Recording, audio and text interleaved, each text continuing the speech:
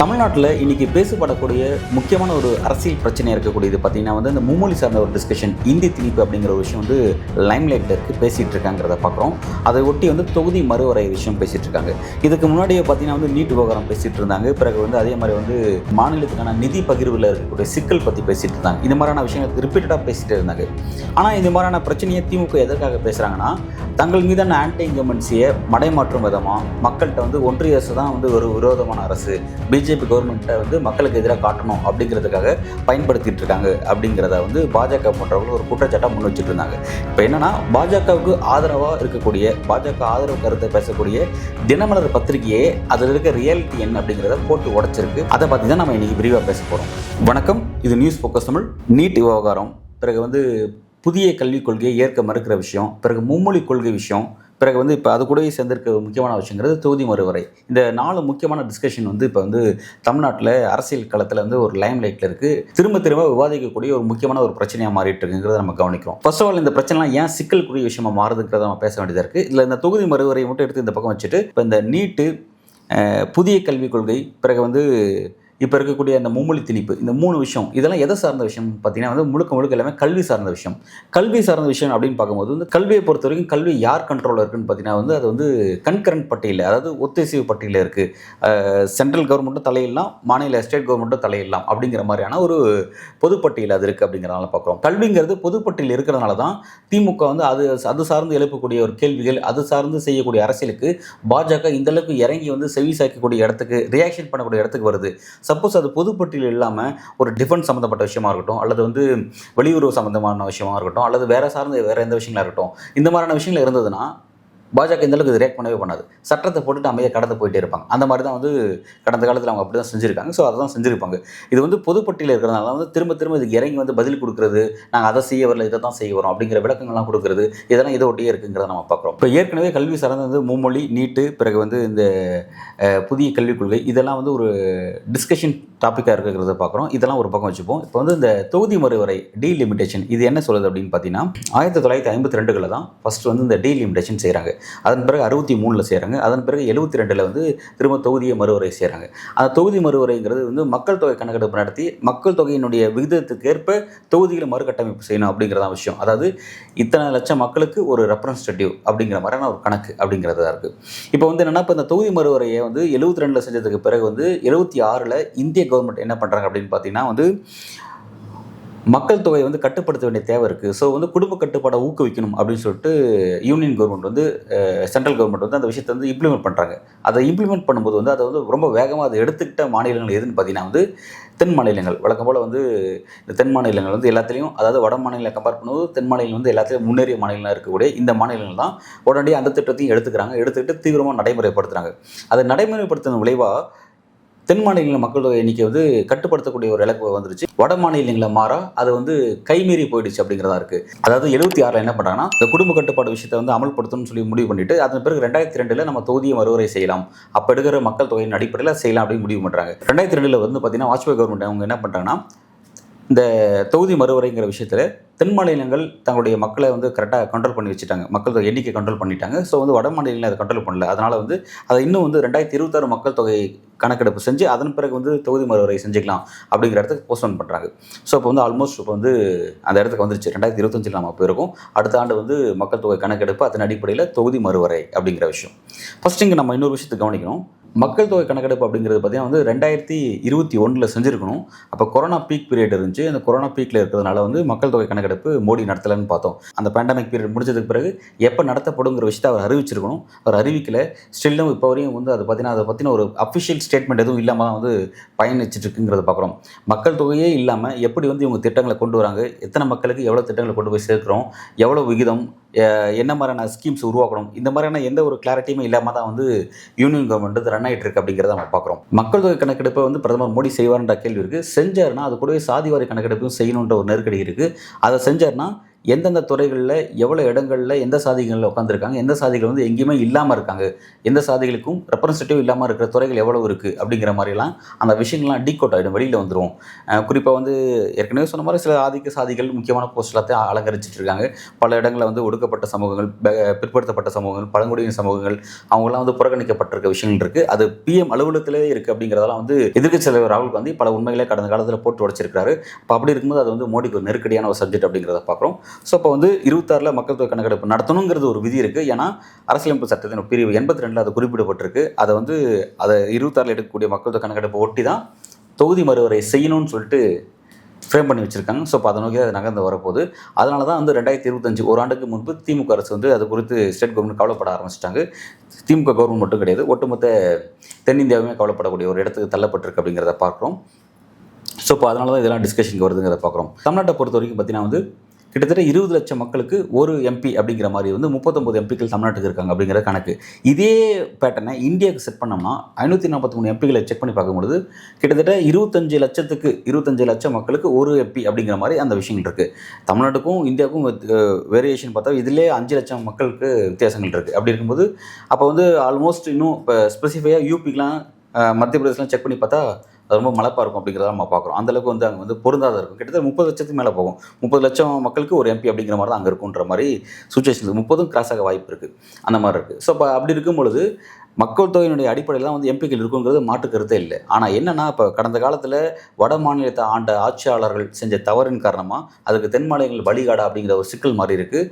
இப்போ என்ன பண்ணுறாங்கன்னா இப்போ ஸ்டேட் கவர்மெண்ட் வந்து திமுக அரசு வந்து இந்த விஷயத்தில் அனைத்து கட்சி கூட்டத்தை கூட்டி இந்த தொகுதி மறுவரை அப்படிங்கிற விஷயத்தை 30 ஆண்டுகள் தள்ளி வைக்கணுங்கிறாங்க. ஆல்ரெடி பார்த்தீங்கன்னா 76ல் குடும்ப கட்டுப்பாடு போன்ற விஷயங்களை வந்து கட்டாயமாக மக்களை பின்பற்ற வைக்கணும் அப்படிங்கிற சூழல் இருக்கிறதுனால வந்து அப்போவே வந்து 76லே முடிவு பண்ணாங்க. 25 ஆண்டுகளுக்கு பிறகு தொகுதி மறுவரையை வச்சுக்கலாம் அப்படிங்கிறத முடிவு பண்ணாங்க.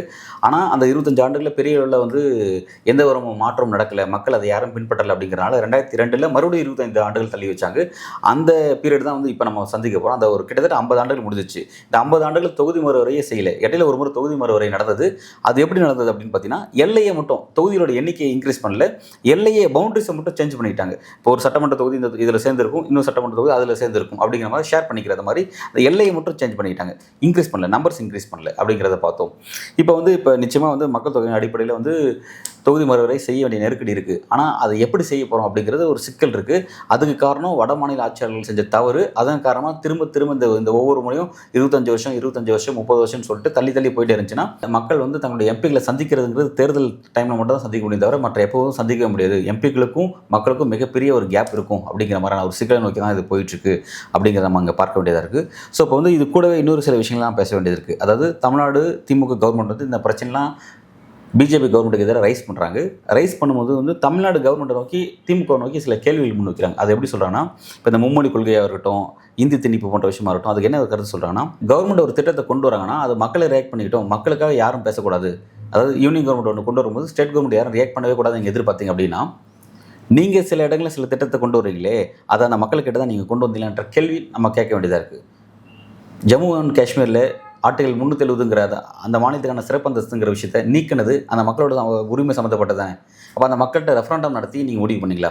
உங்களுக்கு 370 வேண்டுமா வேணாம்னு கேட்டால் நீங்கள் முடிவு பண்ணீங்க. உங்களுக்கு வந்து 272 மேஜிக் மார்க் இருந்துச்சு, அதை தாண்டி 303ல் நீங்கள் உட்காந்துட்டு இருந்தீங்க. ஸோ வந்து அதிகபட்ச அதிகாரம் இருக்குன்னு சொல்லிட்டு நீங்கள் ஒரு சட்டத்தை போட்டு ஓவர் நைட்டில் வந்து அதை நிறைவேற்றிட்டீங்க. காவல்துறையும் ராணுவத்தையும் கையில் வச்சுக்கிட்டு வலுக்கட்டாயமாக அதை நிறைவேற்றி இருக்கக்கூடிய கட்சிகள் எல்லாத்தையும் வந்து ஹவுஸ் அரெஸ்ட் பண்ணி வச்சுருந்தீங்க. அப்படி தானே ஒரு சட்டத்தை நிறைவேற்றினீங்க. இப்போ அப்படி இருக்கும்போது நீங்கள் வந்து இந்த மாதிரியான பிரச்சனை மாணவர்கள் முடிவிட்டு நீங்கள் சொல்லலாமா?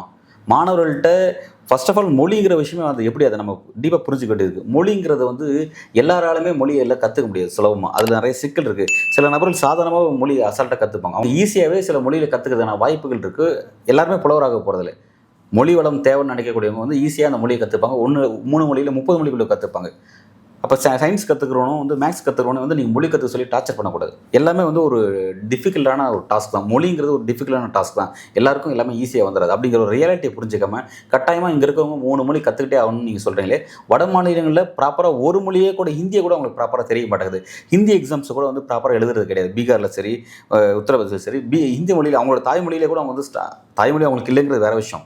அது காலப்போக்கில் அவங்க மேலே திணிக்கப்பட்ட ஒரு விஷயமா இருக்குங்கிறத பார்க்குறோம். அந்த மொழியில் கூட அவங்களால வந்து சிறப்பாக ஃபங்க்ஷன் பண்ண முடியல அப்படிங்கிறத நமக்கு வந்து புள்ளி வரன் காட்டுதான் இருக்குது. 2 மொழி பின்பற்றக்கூடிய தமிழ்நாடு எல்லா விஷயத்துலையும் ஃபார்வர்டில் இருக்குது அப்படிங்கிறத எல்லா விதமான புள்ளி விவரங்களும் ஒன்றிய அரசினுடைய பல ஸ்டாட்டிஸ்டிக்ஸ் டிபார்ட்மெண்ட் கொடுக்கக்கூடிய புள்ளி விவரங்களே குறிப்பிடுது. அதுக்கு தமிழ்நாடு தங்களுடைய மார்பை உரிச்சு நாங்கள் வந்து இந்த அளவு முன்னேறிக்கணும்னு சொல்லி காட்ட வேண்டிய தேவையில்லை. அது ஆல்மோஸ்ட் எல்லாருக்கும் தெரிஞ்ச விஷயமா இருக்குது. ஸோ வந்து பாஜக இந்த மாதிரியான விஷயங்களை மாணவர்கள் நீங்களே முடிவெடுத்துக்கோங்க, மாணவர்கள் சம்மந்தப்பட்ட விஷயம்னு சொல்லிட்டு நீங்கள் வந்து பூசி முழுவாதீங்க அப்படிங்கிற ஒரு விஷயத்த சொல்லிக்கிறோம். இன்னொரு விஷயம், இந்த மும்மொழி விஷயத்தில் வந்து ஹிந்தியை நாங்கள் திணிக்கிறோங்கிறத நீங்கள் வந்து எங்களுக்கு சேலஞ்ச் பண்ணி காட்டுங்க. குறிப்பாக வந்து அண்ணாமலை போன்றவங்களாம் என்ன பண்ணாங்கன்னா, அண்ணாமலை போஸ்ட் ஒட்டி 1 கோடி ரூபா பரிசுன்னு இருக்காங்க. நாங்கள் கொண்டு வரக்கூடிய தேசிய கல்விக் கொள்கையில் மோடி வந்து எங்கே இந்தி தீர்ப்புன்னு சொல்லியிருக்காரு, அதை நீங்கள் நிரூபிச்சிங்கன்னா வந்து நான் உங்களுக்கு 1 கோடி ரூபா பரிசு தரேன் இருக்காங்க. நிச்சயமாக உங்களுக்கு நீங்கள் 1 கோடி இழந்துருவீங்க. 1 கோடி ரூபா நீங்கள் கட்டாயம் இழந்துருவீங்க. ஏன்னா 3 மொழி ஆப்ஷன் கொடுக்கும்போது ஃபஸ்ட்டு மொழி தமிழ், 2வது மொழி இங்கிலீஷ், 3வது மொழிங்கிறது அவனுக்கு பிடிச்ச மொழி. நீங்கள் என்ன சொல்கிறீங்க? கன்னடா சொல்கிறீங்க, தெலுங்கு சொல்கிறீங்க, மலையாளம் சொல்கிறீங்க. இந்த எந்த மொழியும் மக்கள் யாரும் விரும்பி கற்றுக்க மாட்டான், ஸ்டூடெண்ட்ஸ் யாரும் விரும்பி கற்றுக்க மாட்டான். காரணம் என்ன அப்படின்னா, இந்திய அரசு எந்த மொழியை ஊக்குவிக்குதுங்கிறது ஊரறிஞ்ச விஷயம். ஹிந்தி மொழியும் சமஸ்கிருதம் தான் ஊக்குவிக்குது. ஒன்றிய உள்துறை அமைச்சகத்தினுடைய அமைச்சர் அமித்ஷா அவர்கள் வெளிப்படையாக சொல்கிறாரு, உள்துறை அமைச்சகத்தினுடைய அனைத்து அலுவல் பணிகளும் 70% பணிகள் ஹிந்திக்கு கன்வெர்ட் ஆகிடுச்சு, இன்னும் பேலன்ஸ் 30% தான் பெண்டிங் இருக்குன்னு சொல்லிட்டு 2 ஆண்டுகளுக்கு முன்பு சொன்னார். மோடியுடைய 2.0 சொன்னார் அவர். ஆல்மோஸ்ட் இப்போ வந்து திரும்ப அவர் தான் வந்து உள்துறை அமைச்சராக இருக்கார். நிச்சயமாக அவர் வந்து பல விஷயத்தை மாற்றி முடிச்சிருப்பார். அப்போ வந்து நீங்கள் எதை போர்ட்ரேட் பண்ண வரீங்க? சப்போஸ் இங்கே இருக்க தமிழ்நாட்டில் இருக்கிறவன் 3வது மொழியாக மலையாளத்தை கற்றுக்கிட்டானா நாளைக்கு அவன் உள்துறை அமைச்சரில் போய் என்ன பண்ணுவான்? தடுமாறிட்டு இருப்பானே. ஏன்னா உள்துறை அமைச்சர் அனைத்து விஷயமே வந்து ஹிந்தியில் இருக்குது. அவன் கற்றுற 3 மொழியிலுமே அங்கே எந்த அலுவல் பணிகளையுமே நடக்கல. மலையாளத்தில் நடக்கல, தமிழில் நடக்கல, இங்கிலீஷ் நடக்கல, எல்லாமே ஹிந்திக்கு நீங்கள் மாற்றி வச்சிருக்கீங்க. அப்போ ஆட்டோமேட்டிக்காக இங்கே இருக்க 3rd லாங்குவேஜ் எதாச்சும் சூஸ் பண்ணுவான். உள்துறை அமைச்சரோட எக்ஸாமில், அந்த கிளாசிக் எக்ஸாமில் எடுத்தாவே போதும், ஆட்டோமேட்டிக்காக வந்து ஹிந்தி தான் செலக்ட் பண்ணுவான். அப்படி ஒரு நெருக்கடியை நீங்கள் அவனுக்கு உருவாக்குறீங்க. ஸோ வந்து பொருத்தமில்லாத வார்த்தை முன் வச்சு தேவையில்லாத 1 கோடி ரூபாய் நீங்கள் இழந்துடாதீங்க அப்படிங்கிறதான் வந்து அண்ணாமலை போன்ற நபர்களுக்கு நம்ம வந்து விரும்பி சொல்லிக்க வேண்டியதாக இருக்குது. பாஜக இந்தியாவுடைய இந்த பன்முகத்தன்மை அளிக்கிறதுக்காக ஹிந்தி போன்ற ஒரு ஒற்றை அடையாளத்தை கொண்டு வந்து அளிக்கின்ற ஒரு முயற்சியை தீவிரமாக மேற்கொள்கிறாங்கிறத நம்மளால் புரிஞ்சிக்க முடியுது. அதே நேரத்தில் தமிழ்நாட்டில் இருக்கக்கூடிய தமிழ்நாடு அரசு எந்த விஷயத்தில் கவனம் செலுத்தணும் அப்படின்னா, இன்றைக்கி இருக்கக்கூடிய 2K கிட்ஸ் பார்த்தீங்கன்னா வந்து வெளிப்படையாக வந்து தங்களுக்கு தமிழ் தெரியலங்கிறத வெளிப்படையாக சொல்கிறாங்க. இங்கிலீஷ் மட்டும் தான் வந்து கான்சன்ட்ரேட் பண்ணுறாங்க. அது காரணம் என்னென்னா வந்து இங்கிலீஷாக வந்து அவங்களுடைய பொருளாதார தேவையை பூர்த்தி செய்யக்கூடிய மொழியாக இருக்க போது, டெக்னாலஜிலேருந்து சயின்ஸ்லேருந்து அவங்களுக்கு வேணுங்கிற A to Z இனி எல்லாமே அதை நோக்கி தான் இருக்க போகுது. அப்படிங்கிறதுனால வந்து ஃபாஸ்ட்டாக இங்கிலீஷ் நோக்கி நகர்ந்து போயிட்டு இருக்காங்க. தமிழ் மொழியை வேண்டான்ற இடத்துக்கு வந்து வாசிக்கிறத கூட அதை எளிமையாக வாசிக்க மாட்டாங்க. வாசிக்க கூட தடையாக இருக்குது அவங்களுக்கு. அந்தளவுக்கு வந்து ரொம்ப கேஷுவலாக அதை தள்ளி விட்டுட்டு போயிட்டு இருக்காங்க. ஆல்ரெடி நம்ம புரிஞ்சுக்க வேண்டியது என்னென்னா, இந்தியாவிலிருந்து தமிழ்நாடு தனித்து இருக்கிறதுக்கு காரணம், தமிழ்நாட்டில் இந்தியாவிலே தமிழ்நாடு தனி அடையாளம் இருக்கிறதுக்கு காரணம், இங்கே தோன்றிய ஒரு முற்போக்கு இயக்கங்கள். அந்த முற்போக்கு இயக்கங்கள் ஒரு கட்டத்தில் போராட்டத்தின் விளைவாக ஆட்சியை கைப்பற்றக்கூடிய இடத்துக்கு வரும்பொழுது அவங்க கொண்டு வந்த பல்வேறு திட்டங்கள், அதன் காரணமாக தான் தமிழ்நாடு வந்து ஒரு தனித்த மாநிலமாக இருக்குது. அதுக்கு காரணம் அன்றைக்கு இருந்த முற்போக்கு இயக்கங்கள்கிட்ட இருந்த அந்த அரசியல் தெளிவு, அந்த அறிவு அப்படிங்கிறது, அது முழுக்க முழுக்க அவங்களுடைய தாய் வழியில் வந்து அந்த அரசியலை புரிஞ்சுக்கிட்டாங்க. ஸோ இப்போ வந்து இன்றைக்கி இருக்கக்கூடிய ஒரு ஜென்ரேஷன் தமிழே இல்லாமல் வளரக்கூடிய ஒரு இடத்துக்கு வெறும் பொருளாதார தேவைக்காக மட்டும் ஆங்கிலத்தை பின்பற்றிட்டு நகரக்கூடிய ஒரு சமூகமாக மாறும் பொழுது, அது வந்து தமிழ்நாடு இப்படிலாம் இருந்துச்சு ஒரு காலகட்டத்தில் அப்படின்னு சொல்கிற மாதிரி தான் இருக்கும் தவிர, இப்போ அப்படி இல்லை அப்படிங்கிற மாதிரி இது மாறி போயிடும். ஸோ அப்போ வந்து விரைவிலே வந்து தமிழ்நாடு ஒரு பெரிய சிக்கலை சந்திக்க நேரிடும்.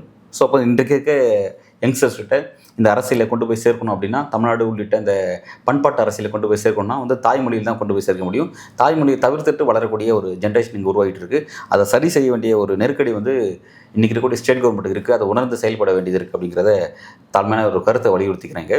கூடுதலாக இன்னொரு விஷயத்தை பேச வேண்டியதாக இருக்குது. தமிழ்நாட்டில் திமுக அரசு மீது ஒரு பாஜக வச்சக்கூடிய ஒரு காட்டமான விமர்சனம் அப்படிங்கிறது இந்த மாதிரியான விஷயங்கள், அதாவது இல்லாத ஒரு விஷயங்களை, மும்மொழி திணிப்பெல்லாம் நாங்கள் செய்யலை, இந்தி திணிப்பு நாங்கள் செய்யலை, பிறகு நாங்கள் நிதியை நாங்கள் கட் பண்ணல அப்படிங்கிற மாதிரி பல விஷயத்தை வந்து முன்னுக்கு முன்னாடி சொல்லிட்டு இருக்காங்க. தொகுதி மறுவரைங்கிற விஷயம்லாம் வந்து இங்கே இல்லவே இல்லை, அதெல்லாம் எப்போ வர வேண்டிய விஷயத்தை இவங்க தேவையில்லாத பேசிகிட்டு இருக்காங்க, ஓவர் ரியாக்ட் பண்ணுறாங்க அப்படின்லாம் குற்றச்சாட்டு சொல்லிட்டு இருந்தாங்க.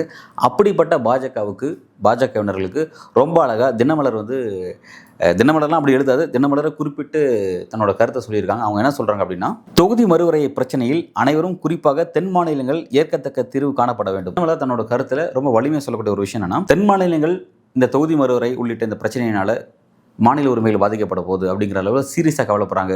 அவங்களோட கவலை ரொம்ப சீரியஸானது.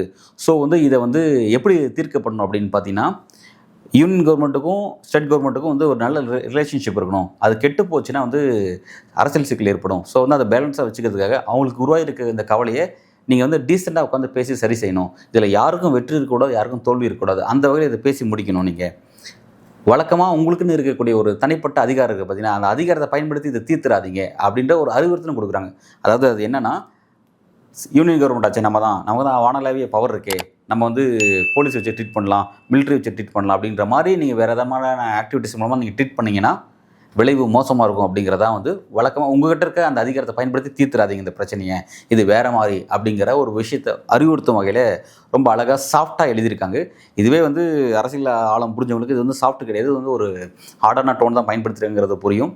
பட் பாஜகவையே தினமலர் பத்திரிகை கண்டிக்கக்கூடிய இடத்துக்கு இந்த சப்ஜெக்ட் நகருது அப்படின்னா பாஜகன்னு சொல்கிறது வந்து அவ்வளவும் பொய், உண்மையிலே இங்கே ஒரு சீரியஸான ஒரு பிரச்சனை இருக்குது அப்படிங்கிறத ஒத்துக்கக்கூடிய இடத்துல தான் வந்து இந்த பத்திரிகைகள் இருக்குது. இதை பாஜக உணர்ந்து தங்களுடைய பிரச்சனை சரி செஞ்சுக்கணும். இல்லாத பட்சத்தில் தென்னிந்தியா வட இந்தியாவுக்கு எதிராக டெல்லி அரசுக்கு எதிராக ஒரு அரசியல் போராட்டத்தை தீவிரமாக முன்னெடுக்கக்கூடிய ஒரு சூழல் நோக்கி இதெல்லாம் நகர்ந்து போயிட்டுருக்கு அப்படிங்கிறத உணர்ந்து சரி செய்யணும். இல்லாவிடில் இந்த பிரச்சனை ஒரு சீரியஸான இடத்துக்கு நகரும் அப்படிங்கிறத மறுக்க முடியாது. நன்றி.